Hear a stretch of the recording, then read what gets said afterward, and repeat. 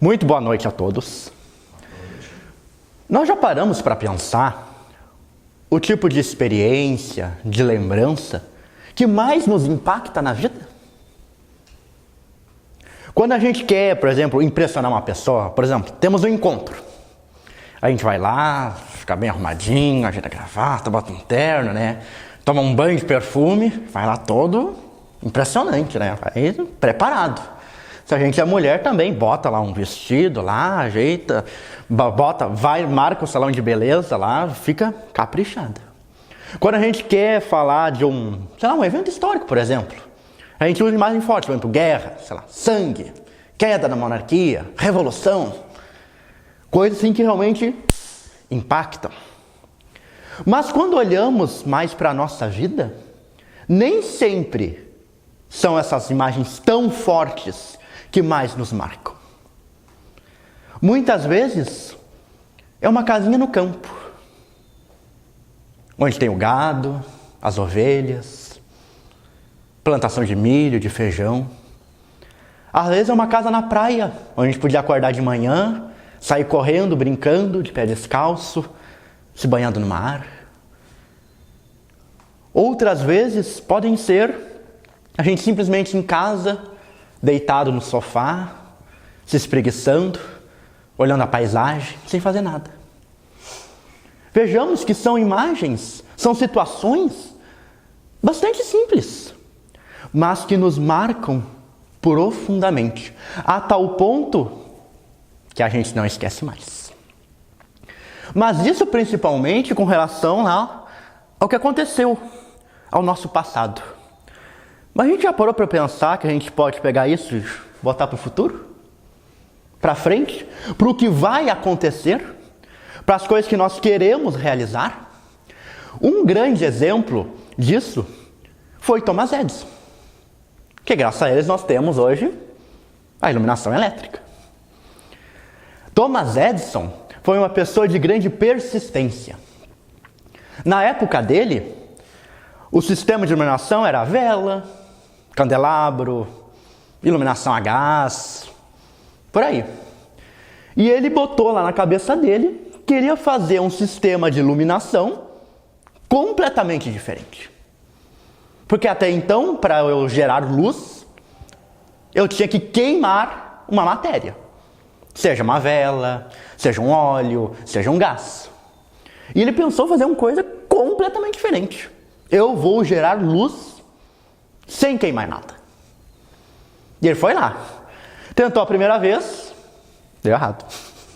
Tentou a segunda, deu errado de novo. Tentou a terceira, deu errado de novo. E na quinta, também deu errado. E na oitava, e na 10ª, na 50ª, na 100ª, na 200ª, foram mais de 700 vezes. Até um dia ele conseguir gerar um bulbo de vidro com filamento de tungstênio, que é um elemento metálico, que pudesse gerar luz. 700 vezes! E com certeza no meio desse caminho, ele não ia lá pro laboratório, lá, assim, arrumava lá, ia lá todo feliz, todo faceiro, essa porcaria que não funciona mesmo, essa desgraça, essa droga aqui. Mas chegou lá. Ele pensou, idealizou, imaginou alguma coisa e colocou essa coisa lá no futuro. E além disso, dessas coisas que nos marcam, que fazem a gente superar todos os obstáculos para conquistá-las, há também as que eu considero particularmente as mais especiais. Que é quando realizamos alguma coisa que nos marca profundamente, mas que dentro dela tem uma surpresa. E eu pude vivenciar uma situação dessas. Quando eu tinha 11 anos, o meu pai foi internado no Hospital Nossa Senhora da Conceição, aqui em Porto Alegre. Nós morávamos no interior do estado. E a princípio os médicos nem sabiam o que ele tinha. Postularam lá várias possibilidades de doenças lá e por fim diagnosticaram que ele tinha o que cientificamente se chama de volvo e que popularmente a gente conhece como nó nas tripas. E eu fiquei no interior. Tive que morar com os meus tios lá, que não foi uma experiência das mais agradáveis. Mas eu praticamente não tive notícia do meu pai. Às vezes eu ligava, lá dizia, tá bem, não sei o que, tá indo pra cima, mas assim, eu não via ele. Não, tá aqui o pai, tá inteiro, ó, tá vivo. Não.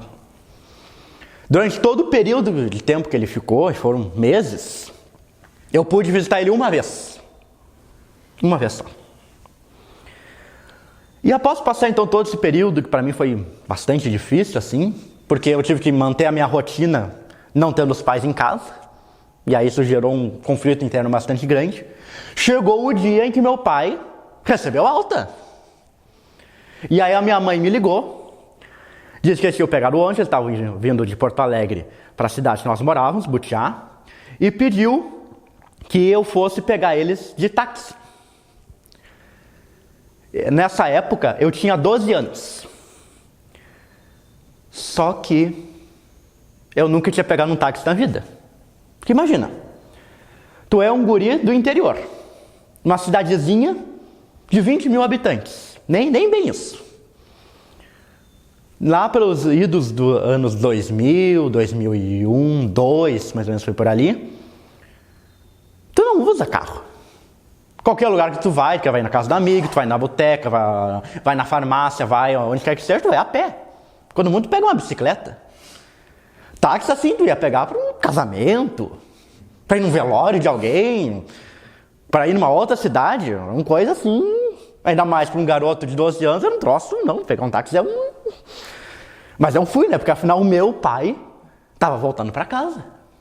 Então eu peguei um dinheiro que lá que tinha de reserva, né? Botei ele bem assim, parecia até um dinheiro de bêbado lá no interior, um dinheiro de bêbado, né, que tá bem amassadinho para não perder. E fui lá. E fui aí naquela expectativa, meu coração lá, tum, tum, tum, tum, tum, tum. Cada carro que eu passava, eu falei, isso aqui não é um táxi. Porque tinha um detalhe nessa história. Embora na cidade tenha uma rodoviária, meu pai pegou um ônibus para descer na entrada da cidade. Porque quando ele saiu lá, ela saiu do hospital, ela se locomoveu até a rodoviária, o primeiro ônibus que tinha não entrava na cidade, ele seguia reto. Então eu tinha que ir até a rodoviária, onde ficava, onde tinha o ponto de táxi, dizer para o taxista que tinha que ser lá na entrada da cidade e ir até lá. E eu também não tinha muita ideia em que ponto é que esse carro está parado, isso aí eu ia descobrir no meio do caminho. Mas eu fui. E quando eu cheguei lá no ponto do táxi, adivinhem só, não tinha táxi nenhum. Vazio lá. A ruazinha, eu lembro até hoje, é uma rua de paralelepípedo, tinha uma divisão bem no meio, assim, com umas árvores, tem até hoje. E chegou lá, não tinha nem um Fusquinha, nem um Fiat 147. Aí eu pensei, vai, e agora? E agora? Então dá pra tirar um táxi do bolso. Aí eu entrei na rodoviária lá, meio tonto, entrei, nem sei por que eu entrei, na verdade. Entrei lá, fiquei meio tonto, e agora o que eu faço? E voltei. Quando eu voltei, tinha um táxi ali parado, recém tinha estacionado. Aí eu fui lá, cheguei naquela emoção, né, que a primeira coisa que eu perguntei, o senhor é taxista? Com uma placa escrita táxi. Aí o senhor lá me olhou, sou, né? Tem uma coisa assim. Aí eu expliquei a situação, né? Que meu pai tava vindo ali, tava vindo de Porto Alegre, descendo na faixa, não sei o que. Tá, não, te levo sim. Aí dei a volta, entrei no táxi e nós fomos. E eu lembro que era um táxi, o táxi daquela época, era aquele golzinho chaleira. Um marronzinho, assim, um marronzinho bem claro. Nunca me esqueci desse detalhe. E a gente foi lá. E eu fui lá e fiquei com a cara grudada no vidro, assim, né? Cadê meu pai? Cadê o pai? E com uma mão já aqui também na porta, né? Quando eu vi isso, claro, a primeira coisa é saltar do carro. E aí o taxista saiu da parte da cidade, entrou na BR-290, porque tem um retorno ali. E quando eu vi o meu pai, que eu tava com a mão aqui, a mão fez isso aqui e a porta se abriu. E o taxista, numa gentileza, numa perspicácia, numa rapidez, pum, fechou. Aí ele deu a volta, parou, estacionou, eu desci. Aí a primeira coisa que eu fui fazer, claro, foi abrir a porta pro meu pai. E aí que veio para mim, a grande surpresa. Meu pai, sem dizer nada, chegou bem mansamente e me abraçou. Nossa! Aquele abraço assim, olha, não teve outro igual.